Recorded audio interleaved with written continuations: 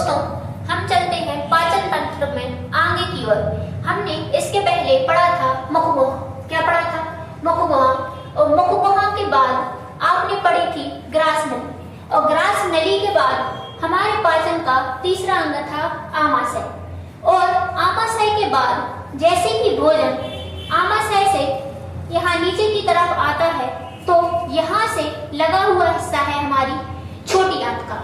तो आमाशय के बाद भोजन छोटी आंत में प्रवेश करता है। तो अब हम पढ़ने वाले हैं छोटी आंत को, जिसे कहा जाता है स्मॉल इंटेस्टाइन। क्या कहा जाता है दोस्तों? Small intestine. अब इसकी अगर हम लंबाई की चर्चा करें तो 6 से 6.25 मीटर इसकी लंबाई होती है। मीटर या फिर आप सेंटीमीटर में चेंज कर लें, जैसा क्वेश्चन पूछा जाए।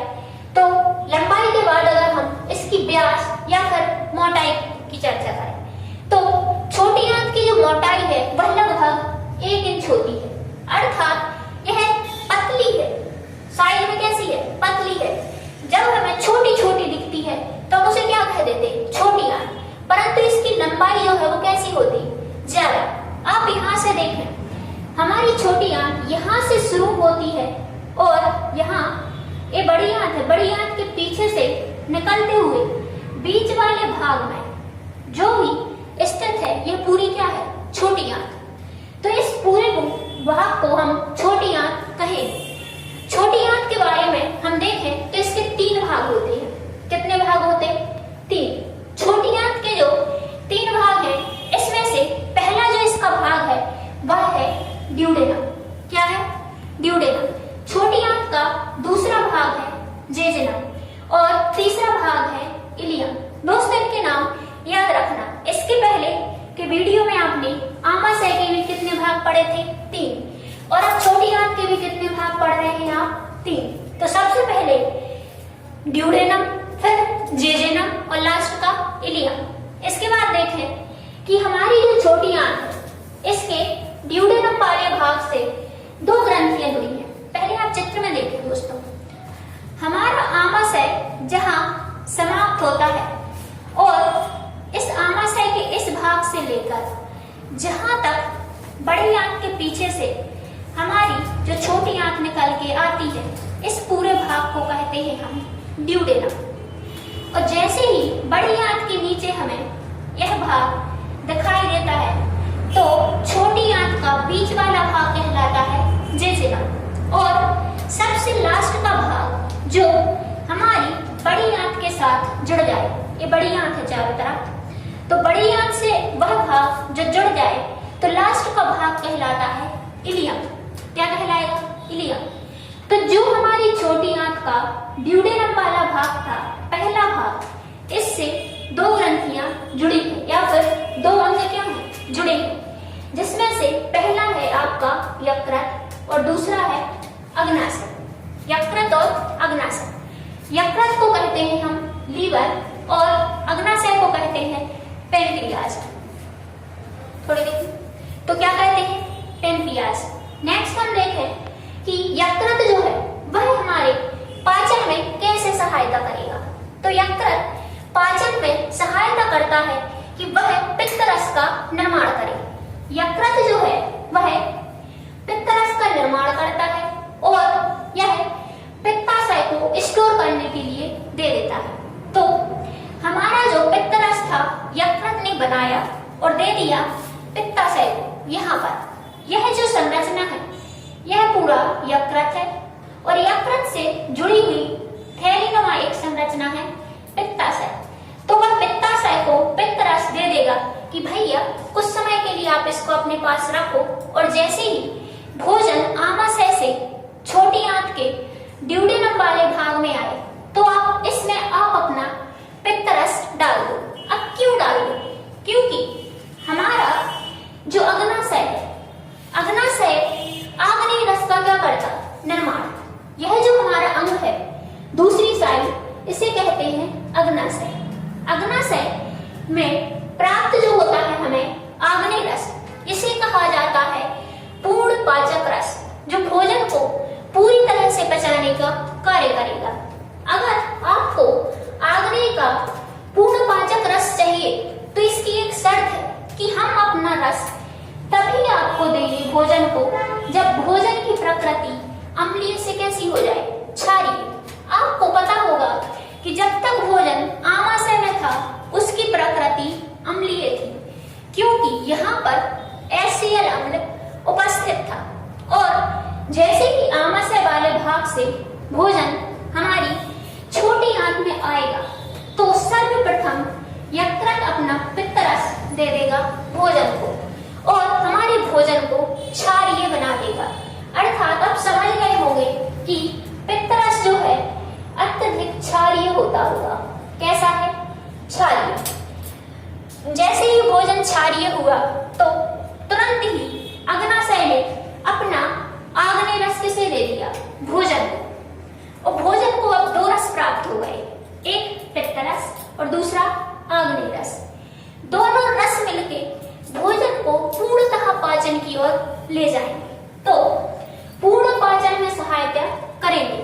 जैसे ही पूर्ण पाचन की ओर गए तो हमारा भोजन ड्यूडेनम वाले भाग से खिसक के बीच वाले भाग कहाँ आ गया? जेजेनम। जैसे ही हमारा भोजन जेजेनम वाले भाग में आया तो जेजेनम वाले भाग में हमारे जो आंतों से निकलने वाला रस था, जिसे कहते हैं हम आंतीय रस। दोस्तों, जो हमारी छोटी आंत है, छोटी आंत स्वयं अपनी आंतों से रस निकालती है, जिसे आंतीय रस कहा जाता है। और यह भी पाचन में पूरा सहयोग करती है। और अंत में आंतीय रस मिलने के बाद ही हमारा भोजन पचता है। तो जेजेनम वाले भाग में अब भोजन में सब कुछ मिल गया, यकृत से पित्तरस, अग्नाशय से आग्नेय रस और हमारी आंतों से आंतीय रस। जैसे ही सभी चीजें मिक्स हुई और आपका भोजन पूरी तरह से पच गया। भोजन पूरी तरह से पचने के बाद जेजेनम वाले भाग से बीच वाले भाग से खिसक के आ जाता है नीचे वाले भाग में। और जैसे ही नीचे वाले भाग में आया, जिसका नाम है इलियम, तो इलियम में एक संरचना पाई जाती है। आप जैसे इसे समझ लें कि ये छोटी आंत का इलियम वाला भाग है, तो इसमें कुछ ऐसी लहराती हुई संरचनाएं पाई जाती हैं उंगली के आकार की, जिन्हें हम कहते हैं विलाई। क्या कहते हैं दोस्तों? विलाई। ये लिखा है विलाई, जिनकी संरचना है अंगुली के आकार की। अब यहाँ पर जो आपने भोजन पचाया है, पचे हुए भोजन का अवशोषण होगा। तो दोस्तों, इलियम पचे हुए भोजन का क्या करता है? अवशोषण। और अवशोषित होने के लिए हमारा भोजन इस प्रकार से इनके अंदर चला जाता है और भोजन का क्या हो जाएगा? अवशोषण। अब अवशोषण की आवश्यकता हमें क्यों पड़ी? तो आपको पाचन की पहली क्लास याद करनी होगी। हमारे पाचन का क्रम था कि भोजन को पहले हम ग्रहण करेंगे, उसके बाद हमारे भोजन का पाचन होगा और पचे हुए भोजन से हम आवश्यक पदार्थों का अवशोषण करेंगे। तो हमने भोजन को मुखगुहा से ग्रहण किया, आमाशय और छोटी आंत में उसको पचा दिया। और भोजन पचने के बाद अब जब अवशोषण की बारी आई तो हम इलियम में के विलाई में भोजन का क्या कर लेंगे? अवशोषण।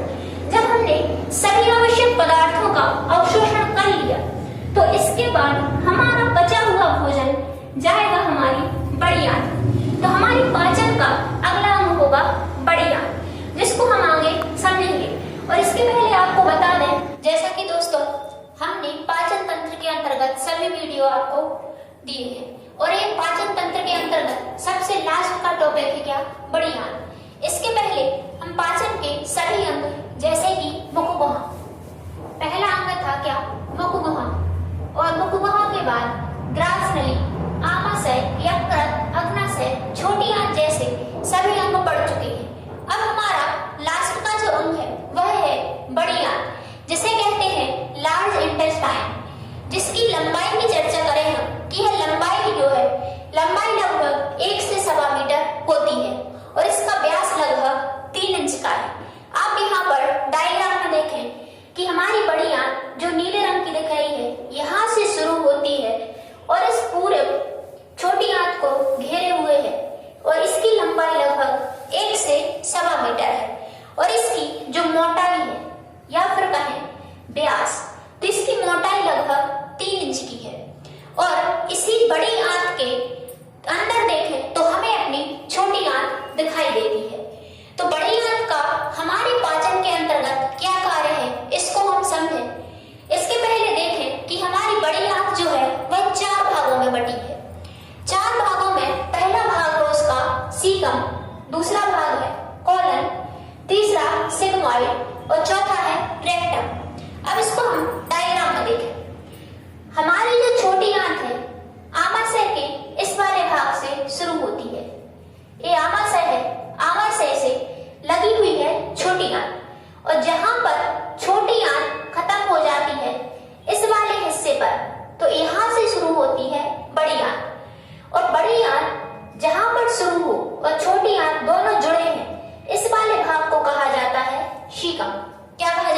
सीकम।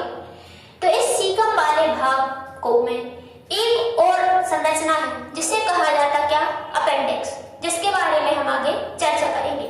तो बड़ी आंत का पहला भाग क्या है, सीकम। सीकम के बाद दूसरा भाग है इसका कॉलन। सीकम से लगा हुआ भाग शुरू होता है पूरा कॉलन का, यहां से यहां तक, और यह यहां से यहां तक, और पूरा यहां से यहां तक। इन 3 हिस्सों में बटा हुआ है कॉलन। सिर्फ आप इतना याद रखें कि इस पूरे संरचना को कॉलन कहा जाता।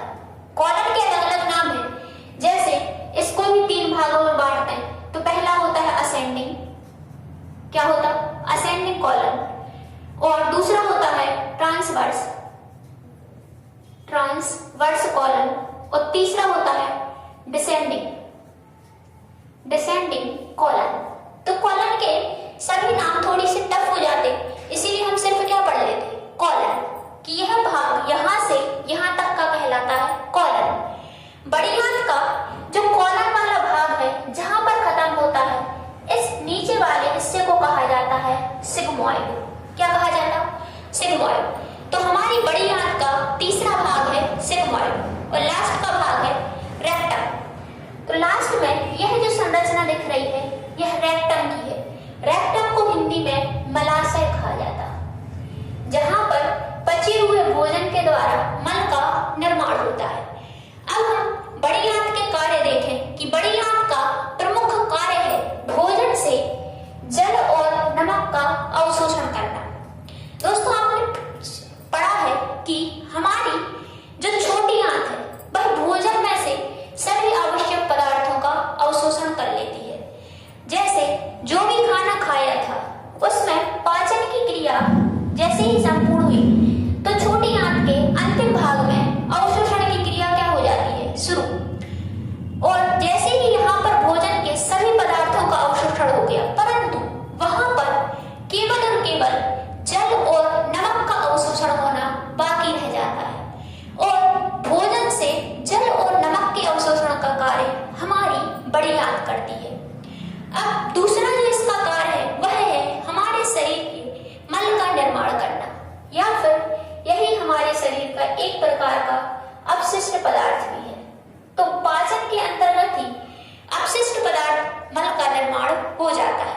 अब हम देखें कि जल और नमक का अवशोषण कैसे होता है और हमारी बड़ी आंत कार्य कैसे करती है।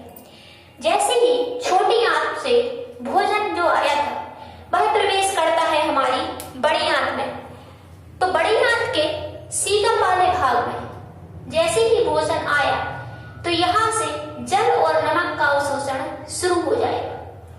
यहाँ पर अगर जो अपशिष्ट पदार्थ है वह इस अपेंडिक्स में प्रवेश कर जाए तो इसमें अचानक हमें बहुत दर्द होता है और इसको निकलवाना पड़ता है। आपने सुना होगा कि अपेंडिक्स का ऑपरेशन हो जाता है, और जो अपेंडिक्स है वह हमारी एक अवशेषी अंग है। कैसा अंग है? अवशेषी, अर्थात इसका हमारे शरीर में कोई उपयोग नहीं है। अवशेष मतलब बिना उपयोग के।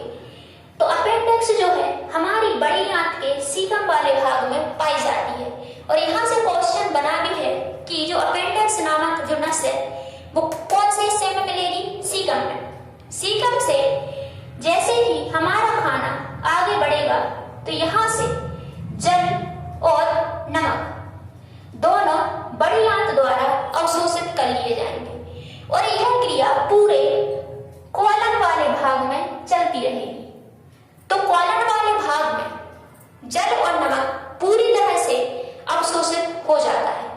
फिर आता है बड़ी आंत का सिग्मॉइड वाला भाग। ये क्या है? सिग्मॉइड, जहां से हमारे मल के निर्माण की प्रक्रिया शुरू हो जाती है, और रेक्टम वाले भाग में आते आते मल क्या हो जाता? निर्मित हो जाता। अब जो हमारा रेक्टम वाला भाग था इसे मलाशय कहा जाता है, इसमें मल का निर्माण हो गया, और मल के निर्माण में जो सहायक एक बैक्टीरिया है उसे कहा जाता है ईस्चेरिया कोलाई।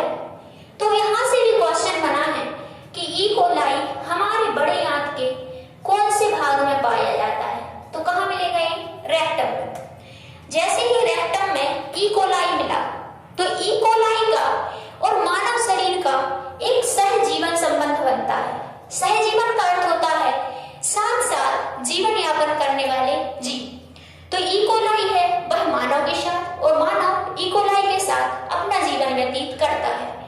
तो सहजीवन के लिए आपसी समझौता भी करना पड़ता कि हम कोई चीज आपको देंगे और कोई चीज क्या करेंगे, लेंगे। तो जो हमारा ईस्टिडाई कोलाई है या फिर शॉर्टकट में कहेंगे ई कोलाई, यह इसको हम दे देते हैं अपना मल। तो मल को खाकर यह क्या रहता, जीवित। और यह बदले में हमारे लिए विटामिन के और विटामिन B12 का क्या करता है, निर्माण। तो यह बेचारा विटामिन के और विटामिन B12 का निर्माण करता रहता है हमारे शरीर में और दे देता है यकृत को कि भैया जाओ और तुम इसको क्या कर लो, रख लो। और आवश्यकता पड़ने पर मानव के शरीर को यह क्या करा दो, उपलब्ध करा दो। तो ई कोलाई हमारे शरीर के किस भाग में मिलेगा, रेक्टम में। और रेक्टम कहाँ मिलेगा, बड़ी आंत में। तो इस प्रकार से हमारी बड़ी आंत के 4 हिस्सों ने 4 अलग अलग कार्य किए। जैसे ही रेक्टम में मल का निर्माण हो गया तो एनस के द्वारा मल को बाहर निकाल दिया जाता है। एनस को कहा जाता है मल द्वार। और जो भी आपने खाना खाया था और भोजन जो भी बचा था वह मल के माध्यम से अपशिष्ट पदार्थों में कुछ मात्रा में बाहर निकल जाता और कुछ जो आवश्यक पदार्थ है उनको हम अवशोषित कर लेते। इस प्रकार हमारा पाचन तंत्र कंप्लीट होता है।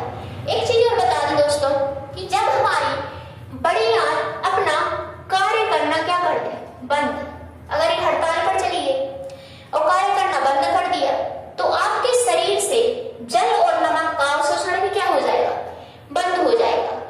और अगर जल और नमक का अवशोषण नहीं होगा तो आपके मल के साथ में ही जल और नमक निकल जाएगा और आपके शरीर में जल और नमक की क्या हो जाएगी, कमी। जिसे हम कहते हैं हमारे लूज मोशन हो गए और हमारे शरीर में जल और नमक की क्या हो गई, कमी हो